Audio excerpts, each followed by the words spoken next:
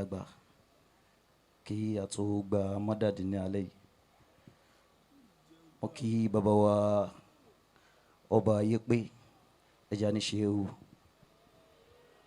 Mo kí bàbá wa alwaziri ẹja ní ṣeéwù. Mo kí bàbá wa zize ẹja ní zize. Ọba tó ti ṣe ní mílíọ̀ dúníyà Ọlọ́run ní ṣe ní mọ́dúró dúníyà láíláí binúrí maulana Muhammad rasulullah sallallahu alaihi wasallam. Mo kí bàbá wa alimansuri Ọlọ́run ní ṣe lè láṣẹ mọ́ fún yín o ọlá alùbáríkà nàbí wa Muhammad. Mo kí bàbá wa raidu annaqiratu ba'da al-ma'rif Ọlọ́run ní fi ṣàdán òbú fún yín. Mo kí ẹ̀yin gbogbo ẹ̀yin àgbàlagbà mọ̀nyàn wọ́n ní ìjọ kú erin oríṣiríṣi ọbẹ̀ là ń rí. Àwọn àgbàlagbà pọ̀ lórí ìjókòó ìpúpọ̀ gan wàláì.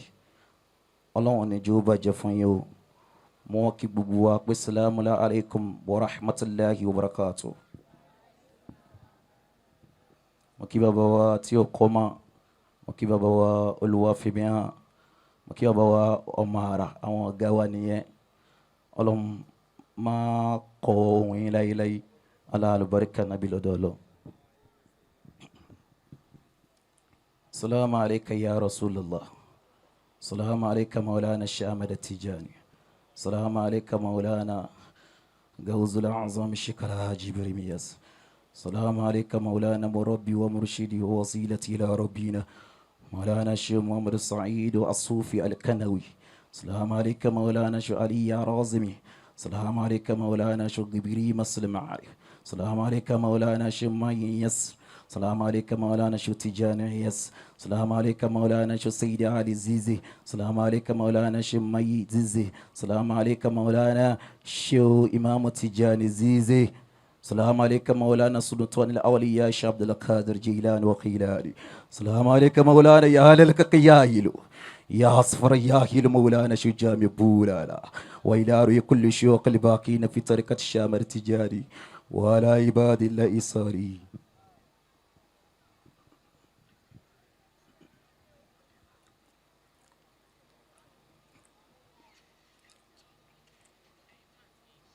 بسم الله الرحمن الرحيم. الذين آمنوا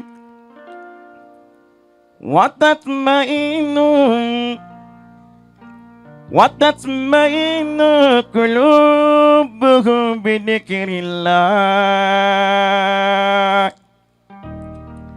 ألا بذكر الله تطمئن القلوب.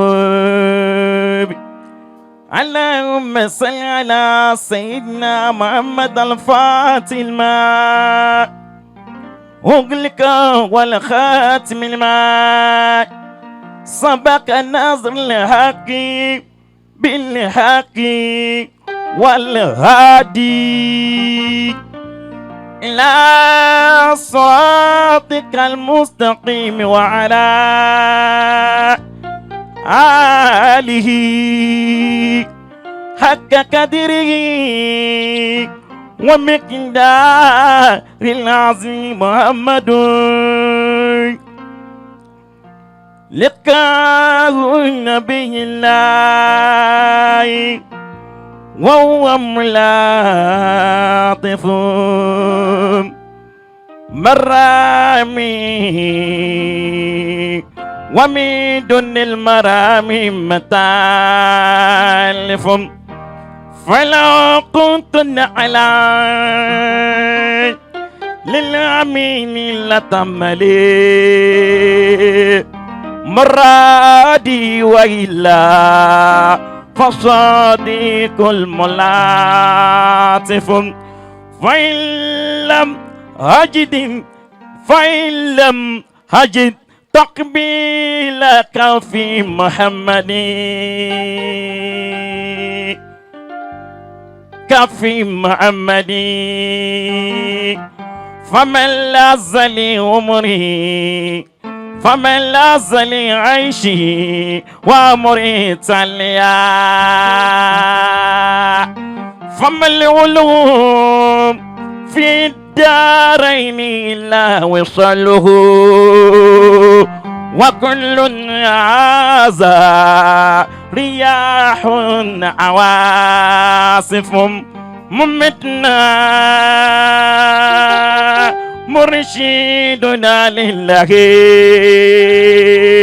الشيخ إبراهيم عبد الله جماتا وجودا هيبة وجلالا وابصرت ميزا باجة وجمالا جمالك عز هيبة ومحبة فأنت آدم مرسلين كمالا وكلهم هذا المكارم والغلا وما كالإمام هاشمي قصالا محمد محمد محمد يا خير الأنام وسلتي أباك إلهي من يفوت مقالا سلام على المسلم الأسرار بلغي فمركز عليه إلهي سوابه فهو درة البيضاء أول حامد ومعدن تحقيقي وأول دمه وأول توحيد وأول قائم وأول موزول إلى العاقبة بلغ فسبحان ربي قدس العبد سره بالنور النفى الأنوار من كل بازغ كرايا لدى الماء قبيلا هبايه قبولي وتطهيري ورفع غطائي ويثبتني في القادمين عزيه ويقبل عمداي ليوم اللقاء ويقطع عني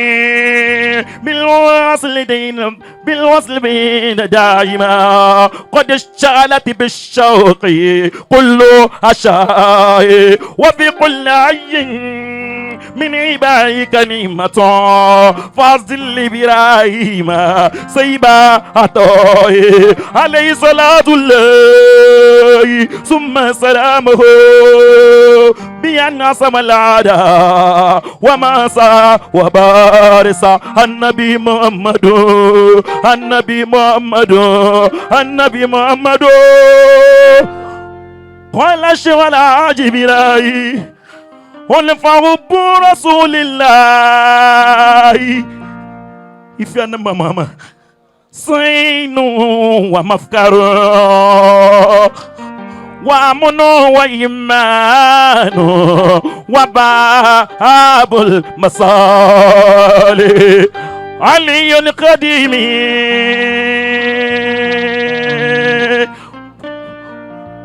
gbogbo káàdì mi pátá yóò máa tọ́ zizi lẹ́yìn ni.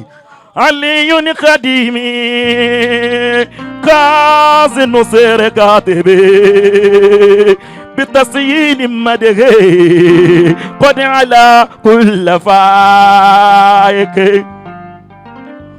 Allah Allah Allah Allah Muhammad ya Rasul Allah Allah la Allah Allah Muhammad ya Rasul Allah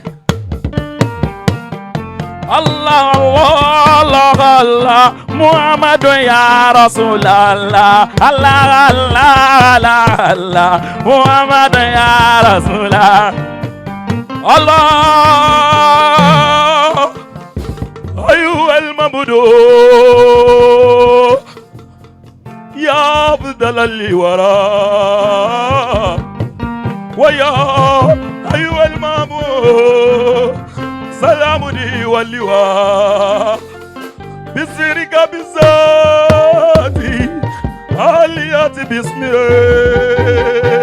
وبالرسل والبيت الحرام وبالقرآن جميعا وبذكر الحكيم والرحيم والأسماء والأفلاك ونجم وسرى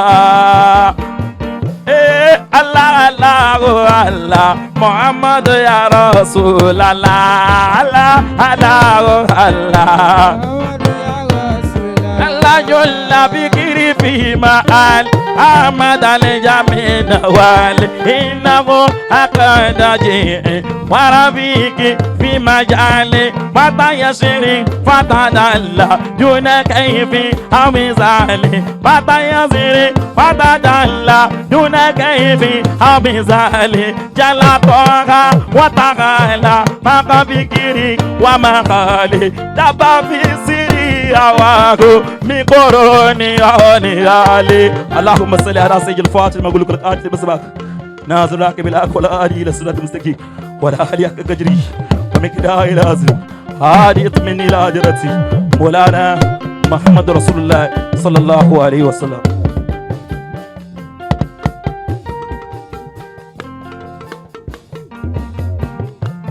أيوم بان نبي صلى الله عليه وسلم. bàbá wa Ayatullah béèyàn bá rí yín yóò tún máa pé àmì ọlọ́run ní yín lóòótọ́ kódà gan múdù mi change bí mo ti ń wo bí wọ́n ti ń ṣe yẹn ẹ bá mi yòǹbó ànábì sallallahu alaihi wasallam. ẹ bá mi yòǹbó ànábì ẹ yòǹbó ànábì kí bàbá ṣe máa ń lá ṣúgà. bàbá Ayatullah ọlọ́run dákun má jẹ́ ó bàjẹ́ o àmín. ọlọ́run wọlé bíbí ànábì wa Muhammad sallallahu alaihi wasallam. ọba tí ó gbé yín kalẹ̀ báyìí tó parí iṣẹ́ rẹ̀ ó wá connect ìmọ́lẹ̀ sínú ìgbésí ayé yín ó wá ń ṣiṣẹ́ bẹ́ẹ̀ tí wọ́n ń tan náà nu ó dà gan nígbà tí mo lọ́ọ́ ṣètò lọ́dọ̀ bàbá Alifalaki lọ́dún yìí mo pàdé wọn ní Gànà wallahi ta'ala ìgẹ̀nẹ́ ṣé o fẹ́ mú kọ́ lù mí pé jù mí lọ ni advantage bàbá Ayatullah bẹ́ẹ̀ bá ti ń lọ ọlọ́run yóò máa ṣọ́ yín lọ yóò máa ṣọ́ yín bọ̀ àmín. la hawla wala quwwata illa billahi al-aliyyi al-azim.